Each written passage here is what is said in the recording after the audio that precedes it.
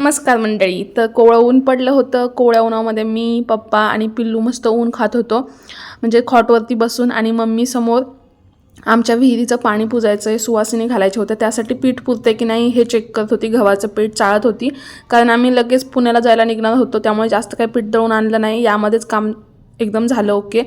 आणि माझी मैत्रीण आहे, तिची डिलिव्हरी झाली होती 4 सप्टेंबरला आणि माझ्या 12 सप्टेंबरला झाली होती. तर ना ती मला विचारत होती, तू धुरी देते का, कशी देते, किंवा म्हणजे धुरी म्हणजे शेकशेगडी, ज्यांना माहीत नाही त्यांच्यासाठी सांगते.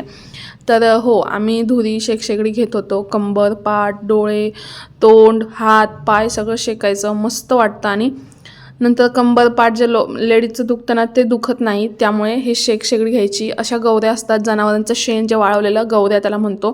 तर त्या गवऱ्या छान पेटवायच्या. आणि आता मी तुम्हाला दाखवलं ना हातामध्ये, ते आहे शेपा आणि वावडिंग. शेपा म्हणजे असं जिऱ्यासारखं दिसतं आणि वावडिंग गोल असं मोठं आपलं काळी मिरी असते तसं दिसतं. हे टाकायचं आणि शेक घ्यायचा डोळ्यांना, तोंडाला, हाताला, पायाला, कंबर, पाठ सगळं शेकायचं. नंतर ह्याचा खरंच खूप फायदा होतो, आता वाटत नसलं तरी. आणि बाळाला देखील अंघोळ झाल्यावरती कपड्यात बांधून धुरी द्यायची याची.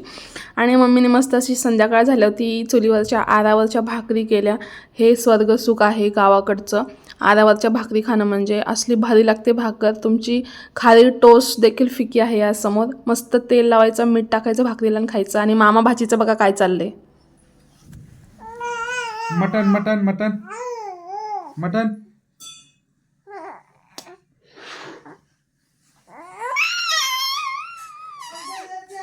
आलू. ए